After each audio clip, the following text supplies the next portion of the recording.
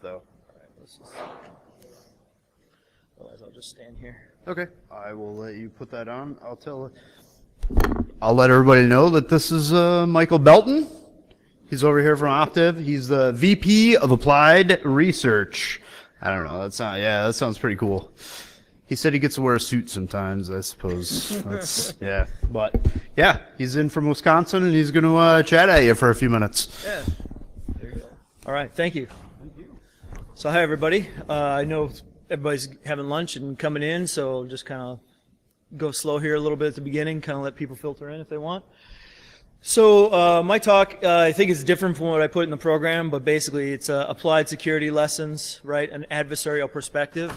So what I'm doing with this talk is really, it's meant to sort of be fun and informative. We're basically poking fun at other people's mistakes and trying to learn from them a little bit. Because no good talk in 2017 doesn't talk about IoT at some point. At the very end, I'll kind of tie in some of those topics. But away we go. So you come to these conferences. I've been going to a lot of conferences. My first DEF CON was DEF CON 6, and I've been going to a lot of conferences since then. So whenever someone stands up, the first thing I like to know is, who is this person? What do they actually do and know, and why should I listen to them? So I'm not sure I can convince you to listen to me, but here's some of my credentials. I've been doing this for just over 20 years. Started in the ISP world, the dial-up modem ISP world. We did some secure services and things for companies at that level, but what that really taught me and got me interested in InfoSec specifically beyond college and kind of hacking around on SunOS boxes and whatnot was really this is mid-90s. InfoSec and hacking and attacking networks and all of that was pretty new, and it was pretty Wild West and a lot of fun. So I saw a lot of interesting things, and it really motivated me to not only up my chops on what it means to be a security person, but also to pursue it as a career and to try and understand how I can help others. So I spent, so I did the ISP thing for a while. We sold that. I had founded it. We sold that, and I went into a military environment doing offensive and defensive computing, Fort Gordon, Fort McCoy. And that was early 2000s, well, right around 9/11. 9/11 happened while I was doing that work. So that was, an interesting time also because you're in a military environment, and this whole cyber war concept, whether you like the word cyber or not, right, it's a useful communication tool. So that stuff has been going on since the late 90s, right? Major cyber wars and all those things, the Chinese aggression and American aggression and all of that, hackback concepts, all of these things have been around for a very long time. So I did that, then I got into consulting, really kind of trying to help other companies make themselves better, try and apply some of these experiences. So I've been consulting for quite a while, done a lot of technical testing, done a lot of process and procedure guidance, governance kind of stuff, program development. And at the end of the day, I'm a terrible golfer. So I'm a VP, but I can't golf. So take that for what it's worth. Thank you. So if I could just take a couple of minutes here just to kind of get to know you guys a little bit. How many in the house are pen testers here? Anybody? All right, a few. I expected more. That's cool. Do a lot of people work for companies, security red teams, that kind of thing, or none? Or a lot of you are like me. You go to these conferences and someone asks what you do, and you're like, I'm not going to tell you anything. I'm not going to raise my hand. So that's cool too. Last question, though, kind of on the IoT tie-in. Do any of you guys work for a company that creates some sort of connected, smart type technology? All right, a few more of those. More of those than pen testers. Interesting. All right, cool. Well, hopefully this will have something for everybody to think about a little bit. So, what are we talking about, and why are we talking about it? As I said in the beginning, the basic goal for this talk is really to try and learn from other people's mistakes. Put private pile up on a stand there and make everybody else do push-ups, and we'll try and figure out what went wrong.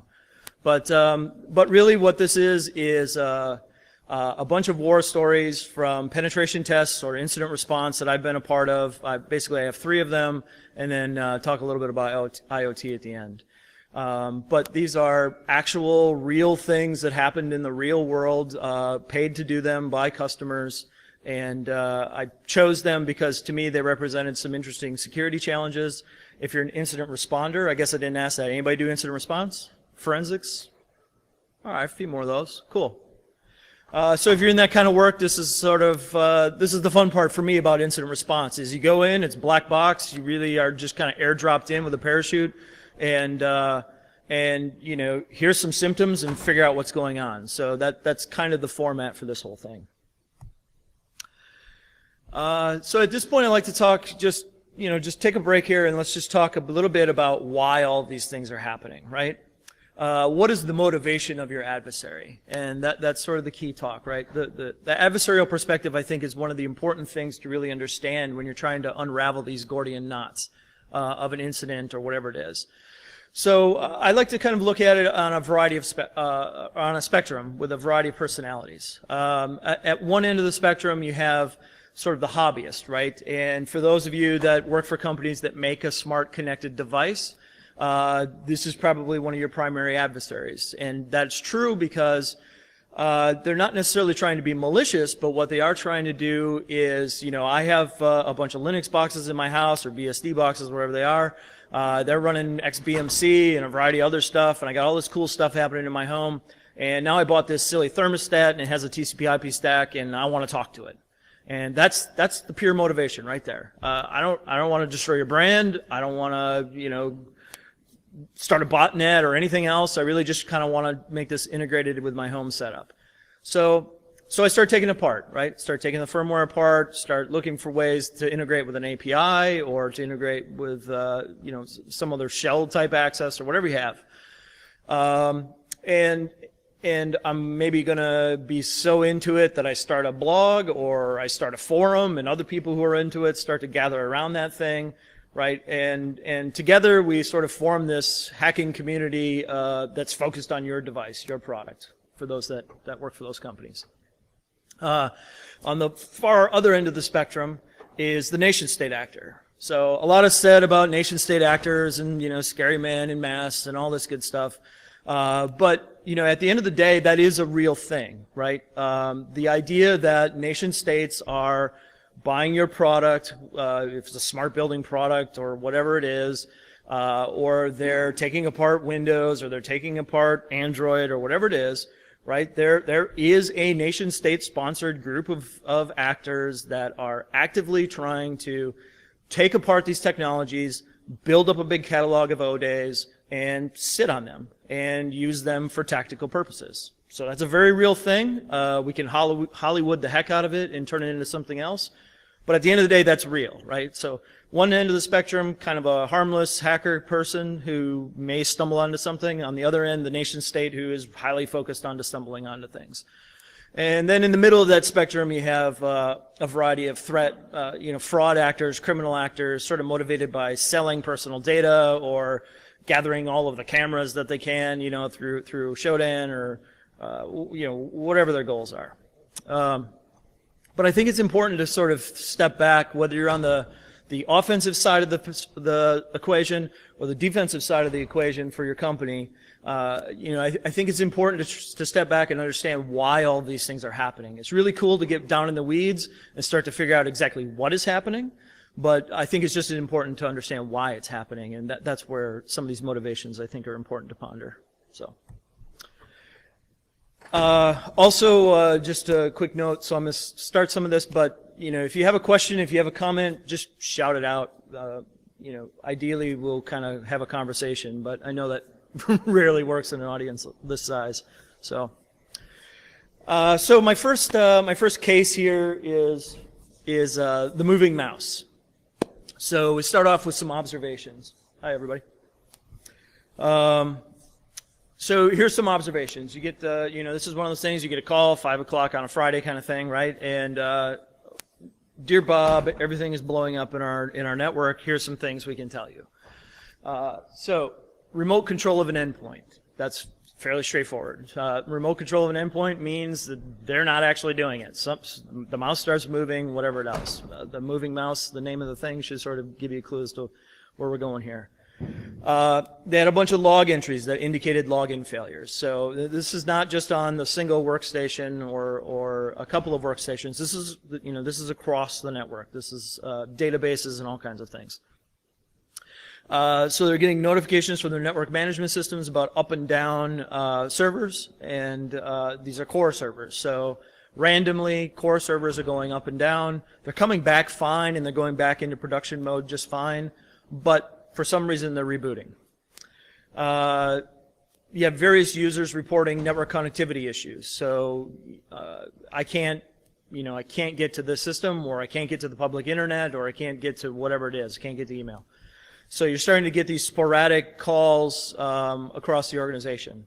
And I'm sorry, I guess it helps a little bit to sort of define the organization. What we're talking about here is a company that's worth about net revenue is, I think, 200 to 300 million, somewhere in that range.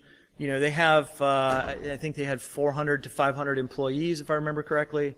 So they have quite a few systems. But, if you work for a company that's about that size or smaller, you're probably familiar with the staffing scenario, right? So they were talking about an IT team that's very small.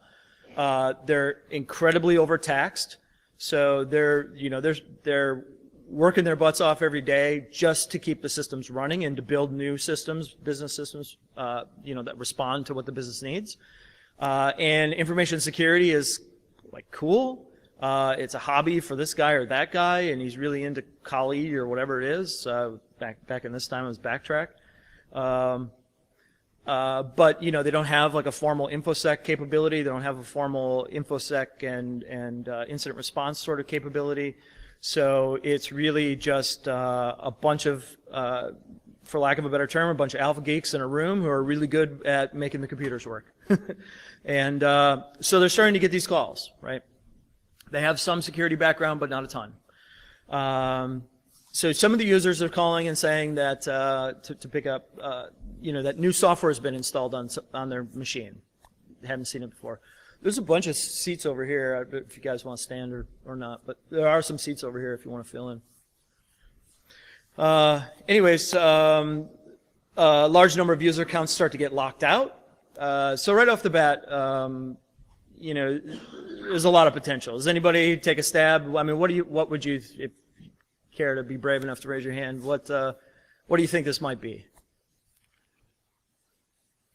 All right, post-lunch blues. I thought I was a hand, but it was adjusting the glasses. Darn it. All right, so I mean the obvious ones, right? A rat got installed on this thing, not the mouse type, but a real rat. Or human error, right? The users are idiots. Let's just put it out there. And every network that I've ever designed would be perfectly secure if it had no users, but we got to deal with that. So maybe it was just human error. Maybe there's just some technical malfunction, right? Router needs to be rebooted. That's why we can explain the network connectivity and the up-down servers, right? Maybe the NMS just can't see them. The servers are perfectly fine. The NMS is lying to us. Who knows? So there's a lot of different potentials. And so we worked through that, right? We showed up, we sat down with their team, and we worked through that. What could this be? What could that be? And one of the big things in an incident response like this is really you wind up fighting the ghosts. And the first thing that you need to do is to eliminate the ghosts. So is the NMS system working properly, and can it actually ping everything? Very, very simple troubleshooting problem. But let's work through all of those, right? So no, NMS was fine. The cores really were. We had, they didn't have a good, robust logging system because no one's, at this point in time, no one really wanted to do that. Logs cost money, I guess. But we could go into the servers and you could see the event log, and you could log into Linux boxes and you could see the syslog, and you could see that the things actually did shut down, and this was real, right? So we could define what was reality and what was pretend, and what were the factors involved. And so then, okay, let's start to talk to the users. We've sort of eliminated what we think any technical problems could be. Let's start to talk to the end users. So we did that, and it was kind of interesting. We found one user. We just kind of call her patient zero, of course. And I guess the other thing to know at this point is small banking type operation, as a financial services operation. So this was quite a while ago, like I said. So this was the days when you could Google bomb. I don't know if anybody remembers that, but that was when you could really trick Google into thinking you were a high value site, and associated by the pigeon rank and the number of links and all that good stuff. So it was easy to trick Google into thinking that you were something that should be at the top of their search results, and that was fun times. So what had happened was we talked to this the woman that answered the phone, sort of patient zero. Again, through our technical analysis, we kind of deduced it down to this person. And we had a conversation with her, and she was very intimidated and very scared about, you know, what the questions we were asking and all that. So you get through that psychological problem and you start to work towards a goal of just trying to understand, right? Your job's not in jeopardy. We're just trying to understand this stuff. So she said that she had received a call. Oh, we also had some event logs from her system that showed us this maybe had been going on for 2 to 3 weeks. So she said that she had taken a call. We narrowed it down to a single day. She had taken a call. A person called her and told her that the institution she was working for was running a special on bonds, right, financial bonds. And could she give them more information? And of course, she had no idea what they were talking about, classic social engineer. And they convinced her to go to Google and search for this thing. And they had Google bombed the word bonds in Google. And so she went there. He said, oh, it'll be the first link. She clicked on it. There you go. Now you've got remote install. Also, remember, this is quite a while ago. I'm talking about Google bombing. It's also the time when IE was the ultimate place to run remote exploits. And that's exactly what happened. So the person had socialed her. They had Google bombed. So this wasn't child's play. Turned out, you know, after working with authorities and some other things, turned out this was actually fairly widespread. They were doing this to a number of targeted smaller institutions about this size, and were profiting heavily from it. So anyways, they called her up. They convinced her to go to their link. They attacked IE. They got remote code. They're talking back to it. And it turned out to be a serious incident. But there were a few things that I think are worth highlighting. One, they had wireless keyboards and wireless mouse. This is the moving mouse part. Moving mice, or wireless mice, pardon me. So for whatever reason, they had sort of become accustomed to this idea of crosstalk between these devices. So, you know, I'm sitting here and there's a teller 3 down and I move my mouse and her screen moves. And they had just sort of convinced themselves that this was a thing. Who knows, maybe it was a thing for them. But in this case, it wasn't a thing for them. It was actually the adversary moving the mouse. But they had completely written this off as normal behavior because they suspected the wireless mice and wireless keyboards were the culprit. Even when it did things, and you know, as we started to have this discussion with her, even as it did things like pop open a command prompt and type commands, seems normal, right? But so these things happened, and they admitted, multiple people admitted that they saw this, but they presumed that that was just something that was normal. So they never reported it. Again, the end users, man, they're just out to make our lives hell. But they didn't report this, and they didn't talk about it, and so no one knew that this was going on. And so anyways, there were a couple other issues like that. There was a printer problem and some other things that they had just sort of reasoned off. But here again, this thing lived in this financial network for 3 weeks. And it did cool things like pop open a command prompt and try and talk to Fiserv, if you're familiar with what Fiserv is, and those sorts of things. Didn't go reported. The institution, when they figured it out, were totally overwhelmed, right? The IT staff was totally overwhelmed to try and figure out what it was.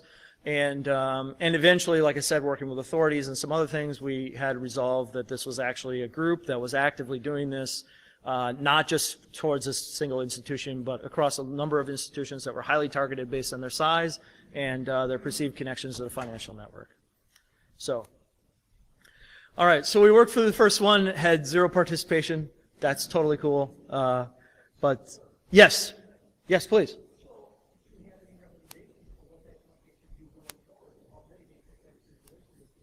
Oh, absolutely. I mean, it's your classic defense. Sorry, the question was, did we have any recommendations for this organization moving forward? And the answer is yes, of course. So effectively, right, the first and foremost problem was you need to have a special security focus, and you need to pay for that, right? You've now lost a very large sum of money to them, right? Maybe not to Chase or whoever, but to them, you lost a very large sum of money, and you've exposed all these other financial networks, so now your business partners hate you. Invest in a security person who just focuses on that. But then beyond that, right, re-architect your networks a little bit, and this is a, it's a 3-year plan kind of thing, but this is the days when segmentation was we need a big /24, and that's the way it is. So segmentation, employee awareness training, right, security awareness training, all of those good defense in depth kind of things. But it was basically, we're a small organization with a very, very immature information security capability, and we need to be a small organization with a better information security capability, and that involves more investment than they've made. So it was a variety of those classical controls, right? Policy and procedure, they didn't have anything like that, right? They had some basic things that were required by the financial community, but they weren't robust. Like any other organization, they were in place, they were on paper, but reality was completely and totally different, right? People didn't actually follow these rules or adhere to them in any way. It was just, you could convince an auditor that you're doing it. So it was that sort of thing. And you had to move from convincing the auditor to actually being good at information security. Yeah. Thanks for the question. All right. Lessons. Perfect lead in for that. Network-based detection capability, well-tuned log analysis and notification. That's huge, right? Your eyes and ears. Organizations still completely fail at this. Know what your systems are doing and when they're doing them.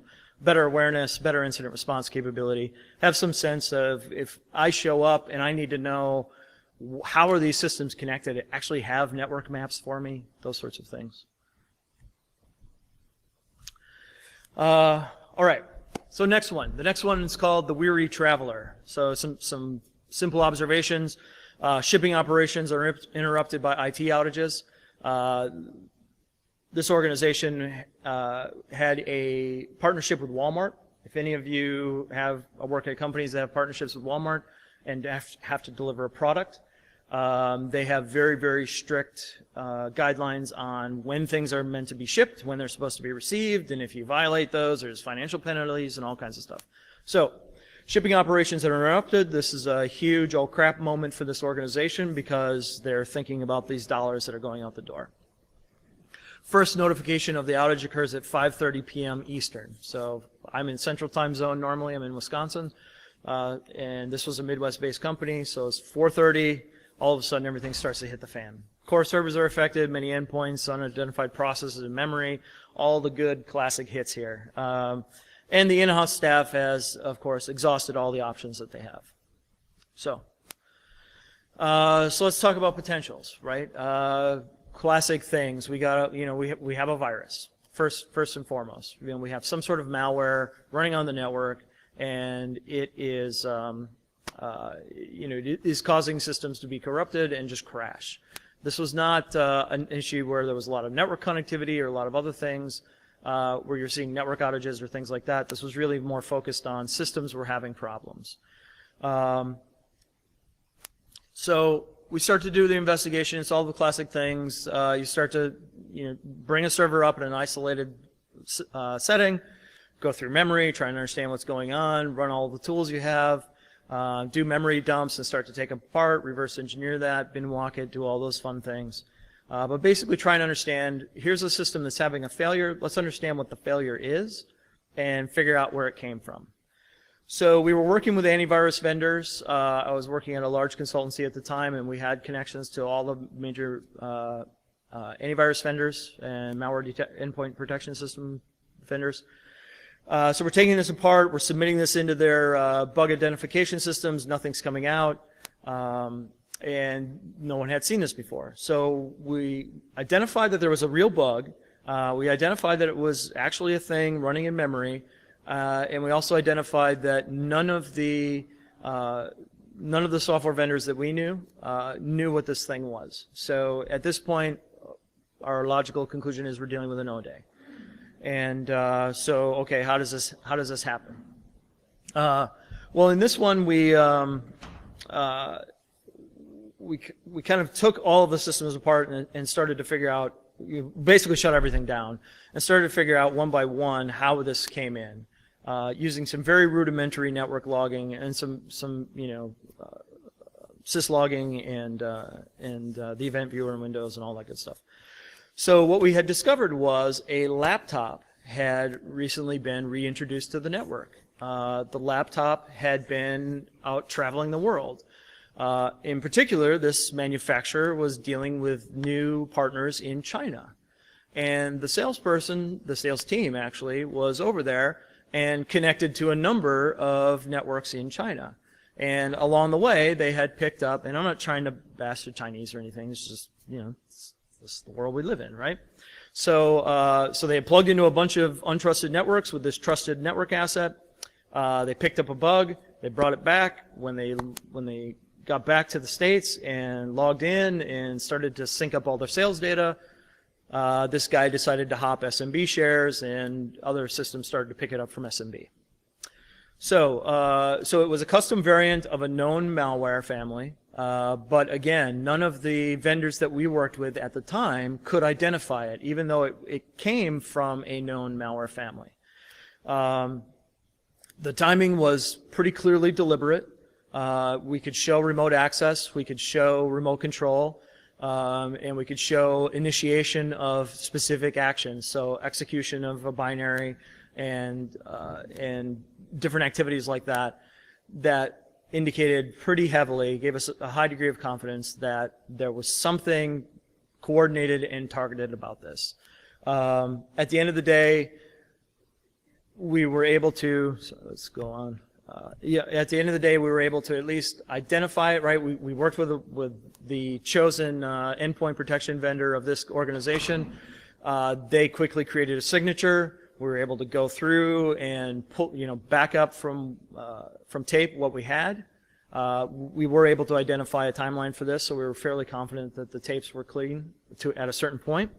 So we were able to back up from tape, and we were able to update with this new signature by hand, right? Off the network, going one by hand, bring these systems back up into a trusted state, put them back on the network, and start to move on with life. But it was a very intensive weekend.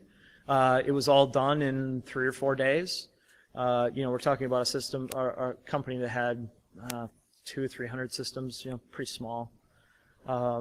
But for them, this was a business-ending event, right? If they could not ship products, they could not make money, and they put not only their revenue stream at risk, but their business relationships and their partnerships were at risk as well. So for them, this is a potential business-ending event.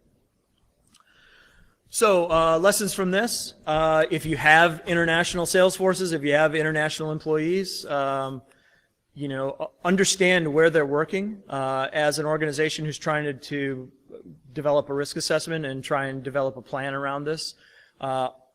Effectively, what you want to do is rank by risk the areas where people will be working and understand what systems are going to be going to those areas so that you can have a quarantining period and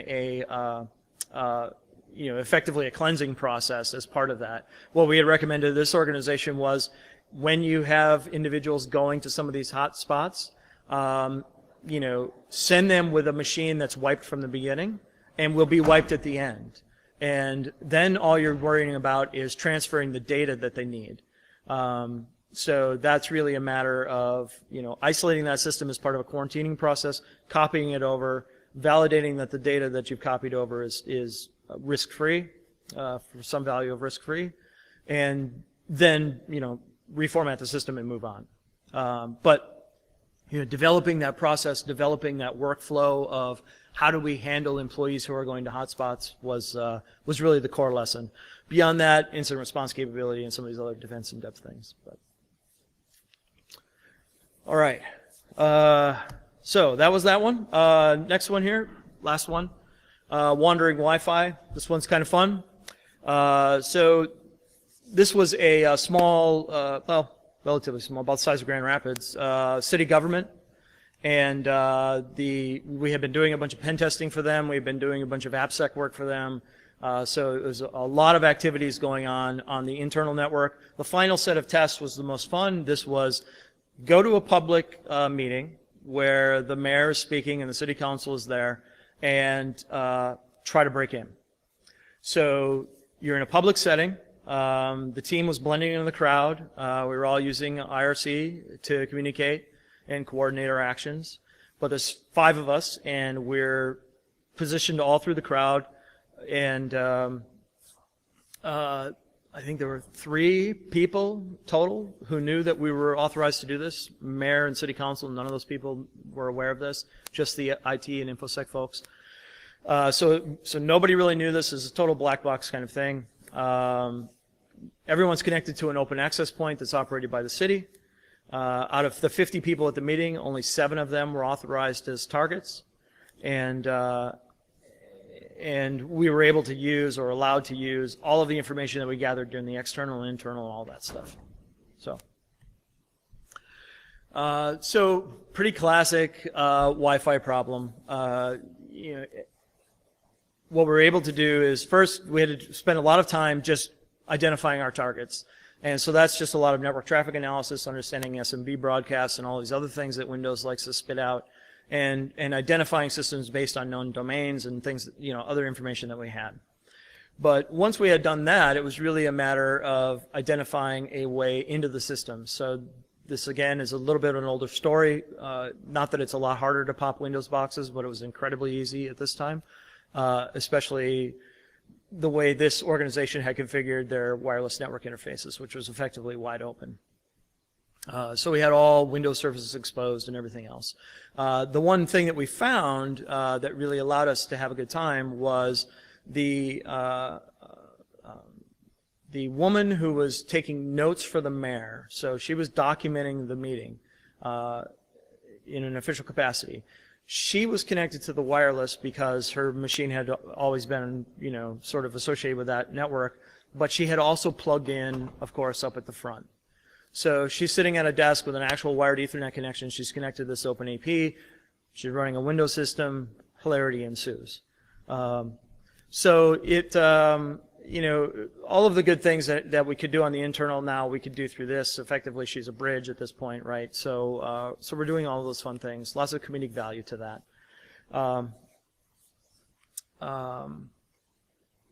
But at the end of the day, you know, move on to lessons here. At the end of the day, right, it was really sort of a core wake-up call for this organization. Nothing new here again, right? Network segmentation at its core. The ability to identify attacks, endpoint system management and attack detection, all those good things, and just standard sort of system security concerns. So at the end of the day, you know, wireless is and always will be an interesting domain for us, right? The crack attack that just came out is clear evidence of that. You know, you have these protocols that have been around forever. We feel that they've been thoroughly audited, and suddenly we learn that they haven't been. So this is all going much faster than I had anticipated, so we'll have some time at the end. But so let's talk a little bit about the Internet of Things. This is kind of my last my last foray here. And my friend Daryl Hyland, who I can see sitting out there, will be speaking next about attacking IoT. And I know he has a great talk around this. So let's just talk about the Internet of Things. The Internet of Things, to me, is an interesting thing, right? It's at my position at Optiv for applied research, we focus on these embedded architectures and sort of full stack assessment of these things. So not just, you know, we're focused on the hardware and the device, but really we're looking at the full ecosystem of the product, how it interacts, and what these threats are. And the interesting thing, you know, given that I started this all in the mid-90s and now we're in 2017, is a lot of the old lessons are back. To me, IoT is 1997 all over again, because all of these things that we learned from a Windows system or a Unix system perspective are all out the window, right? Including ridiculous things like default user creds. But even beyond that, beyond the simple AppSec NetPen kind of look at it, we're talking about a situation where we have organizations that are producing products that are intended to develop, encourage some sort of data mining for them. And they're being put out in the field, and they're running ridiculously old versions of Linux or Android with ridiculously old libraries and no sense of endpoint protection or cryptography or anything else. So literally, to me, it's sort of like 1997 all over again in a very embedded format, which is kind of interesting. So I'll reference the quote here from Bruce Schneier, if you guys follow his blog or whatever. The Internet of Things will allow for attacks we can't even imagine. So that's a pretty big statement from some guy who's really well known and has been around for a while. So when I think about what Bruce is saying here, to me it kind of boils down to scenarios like this, right, where your refrigerator is attacking your car. And I give this example to clients, and I give this example in other Optiv things that I do. And it sounds funny, but it's very, very realistic, right? Because think about the application stack at the top. At the top, what we're saying is we want to live in a world where I'm driving home and I go past the store and my car knows this and it talks to my refrigerator, and my refrigerator says, hey, you need milk, and my car says, hey, you should stop and get milk because you're out. All right? Very, very simple application. Seems pretty harmless. But think about the level of connectivity required to make that happen. Just that very simple application, right? The trust relationship between my refrigerator and my automobile is now completely and totally in place and expected. The middle layer, which is a cloud, some cloud platform, right, and for whatever value of cloud you want to use.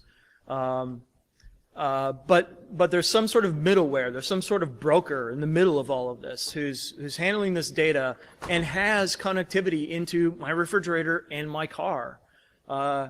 And what that means, again, going back to Bruce, is we are entering this world where interconnectivity, and I'm not against this in any way. I think these are really cool applications, right? This is Star Trek stuff. I mean, that's kind of cool. But at the end of the day, right, we're rushing into this, and we're rushing into this with the 1997 mentality of information security, and as a result, we're getting things where, all right, I can pop this ridiculously old version of Android on my refrigerator, and now because of that trust relationship, I can talk to the automobile. And because the entertainment system of the automobile isn't properly segmented from the CAN bus, now Charlie Miller shows up and he starts crashing my car into the ditch.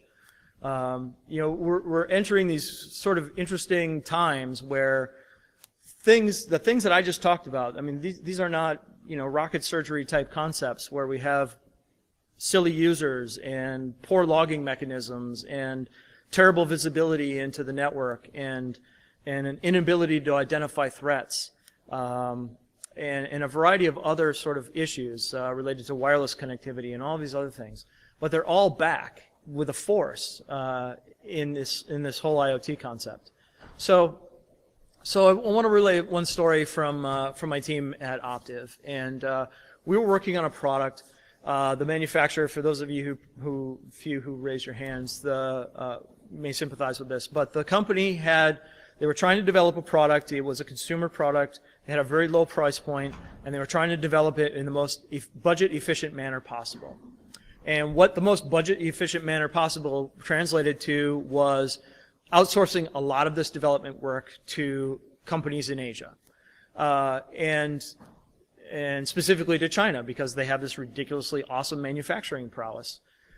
So we're sourcing hardware components from here, we're sourcing software components from here, we're sort of marrying them together in a grand design that we have, and we're trusting that this is all going on. Now, of course, here's the 1997 part. No one at all in this entire process has thought about information security, right? This comes in at the very end. The prototype is on my desk, and someone comes in and says, Mattel or whomever or blah, blah, blah just got popped, and Barbie was saying all sorts of awful things, and it hurt their brand. How are we going to negate this, right? Well, there's the prototype. It's done. So they sent it to us for testing, and my team does a lot of reverse engineering. We do a lot of in-memory analysis. We do a lot of deep end of the pool, as I'll call it, kind of stuff, right? So it's not just, scan it and, typical sort of NetPen or AppSec kind of stuff. This is, let's take the thing apart and let's really understand what it's doing and why it's doing it. So what we found was we discovered an in-memory collector, and it was we couldn't identify where it was getting its data from, but we could identify that some process in memory was taking information, compressing it, and then encrypting it. And it was living in memory until you shut the thing off, of course. So, so this was kind of interesting. We, tried to trace it through to the kernel as much as possible. We did a lot of analysis to try and understand what this was. But of course, when we're done testing, this is a lesson we learned. When we're done testing, right, you power the thing off. So what we hadn't done, and what we, eventually figured out was, well, let's just leave it on for 2-3 weeks and see what happens. Let's never shut it off. Let's use it like a normal user. And what it turned out was this collection mechanism every 2 weeks would reach out to the manufacturer that produced it and send these blobs of data to them. So, so there's a backdoor. Effectively, what we then led to was we discovered 4 more backdoors. And when the manufacturer went to their supplier and said, hey, what did you do for software security? The supplier's response was astonishing, and it was basically, if you don't tell us that you want these sorts of security controls in the software, we don't build any in. And the same was true for the hardware manufacturer. So effectively what you had was a couple of very advanced backdoor techniques built into the firmware of this device that was in a prototype stage and ready to go to production and be sold for Christmas. So that's one of those 1997 moments as well, right? We can do a lot of things. If you own the source code, then I think your world is different, but it's not radically different, quite frankly. If, in this case, they completely and totally trusted the outsourcing and development of this product to a third party, with them providing just the design and the specs and the expectations. But even if you're not doing that, right, the idea of trusting your hardware, right, eventually you're getting to a component that you didn't make. I don't care if you wrote the source code or not, and whether you're good at writing source code is a totally different topic that we can discuss. But whether you're doing it or not, at some point there's a part of the product that you didn't make and your company doesn't own and you're just a consumer of. And it's sort of interesting to see this whole IoT phenomenon in that the nation state side that we started talking about originally, they're not idiots, right? They figured this out. That at the end of the day, you're buying chipsets from 5 vendors in the world or something like that. So so again, it's kind of 1997 all over again, in that you have these software stacks and hardware stacks that are largely untrusted. They're consuming our personal information and they're transmitting it all over the place, and they're developing these trust relationships between devices that now have some sort of actuating and kinetic property in the real world, and that is new and brave. So that's one simple example. It's a fairly easy example because we can point to the bad guy and say, well, they should have done this or that or some other thing. But at the end of the day, even if you're creating your own software, I think you need to really go back to some of these core principles of how are we producing software as an organization. Do we have people who are skilled in information security concepts and software security concepts? And most important, are we developing a culture of security? So whether you're running a bunch of Windows boxes or you're building a product, I think the big takeaway from a lot of these lessons to me is you really have to live in a culture of security. And a culture of security isn't just some check boxes. It's really thinking about, I'm doing this, what does that mean to the future? So that might have been a little ranty. I don't know, maybe that's good, maybe that's bad, I don't know. So so we'll leave that at that. And with that, I'm out of slides. I'm out of breath. Happy to take any questions or comments or concerns. And if not, yes.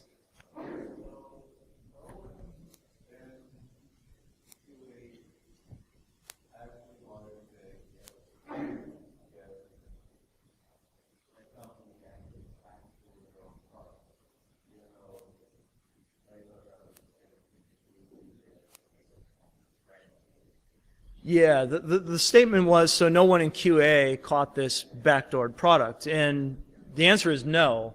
And the reason is QA people are not security people, right? They're going through and they're saying, does the user interface fail when I do these things, right? What is the consumer experience? That's more what they're focused on. They're not focused on how securely was this developed, and is there a collector living in memory that only squirts out data every 2 weeks, right? That's just not in their realm. I would sort of equate that to the situation with automobile security, right? The National Highway Transportation NHTSA, whatever they are. Sorry.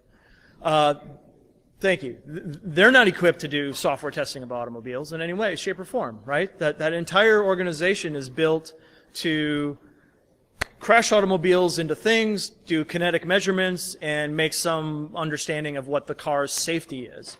But they have zero capabilities as far as software testing goes, right? They don't have the staff for it, they don't have the tooling for it, they don't have the mandate for it. So kind of like the QA department at this organization, the QA department did all of the things that they should do, right? They made sure that the user interface worked properly, and when it crashed, it came back gracefully, and all of those sorts of things. But they didn't expect that they were going to get a really buggy product from a trusted partner. And I think that, you know, like I said, I think the parallel to that is automobile software security and where we're going. You know, if you're familiar with Mudge, right, that's kind of his whole cyber UL concept that he's been kicking around for a couple of years, is how do we build that in? Without ranting too much, I think that's going to be incredibly difficult because of the example I just gave, where you have partner organizations, business partners in foreign countries who are motivated by their government to do these things and compensated by their government to do these things. And so at some point, the ridiculous tidal wave of software will overwhelm any sort of potential to do a cyber UL or something like that. But maybe that's just me. Yes?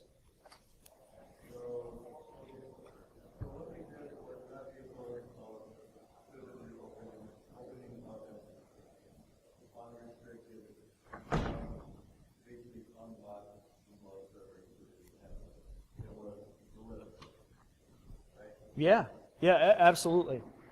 Absolutely. When we, when we tracked where the data was going,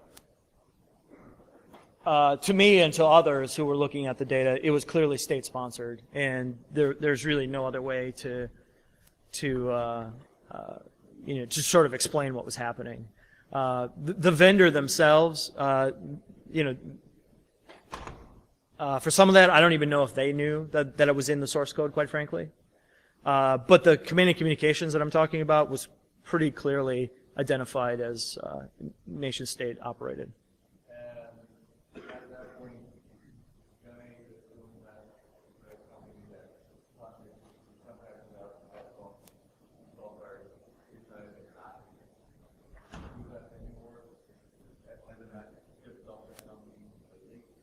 Yeah, I'm sorry.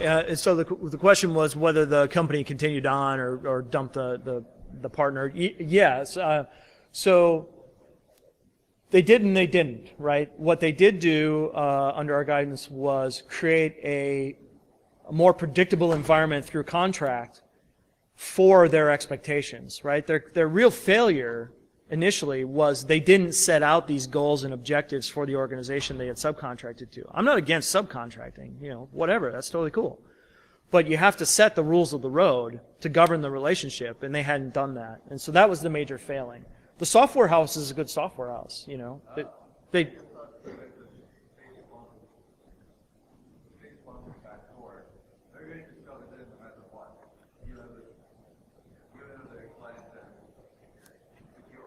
Absolutely. Well, so part of their process now, right, is much earlier in the stage is to have that software tested properly in the ways that I had just described, right? So that's part of their production process. It's a classic risk mitigation, right? You have a partner, and it's not like they're the only customer of this partner, right? So it's not a matter of, oh, this entity got you, right? It's really a matter of setting these expectations for that partner and then trusting that they can do that, but verifying it through testing. Yeah. But thanks for the input. All right.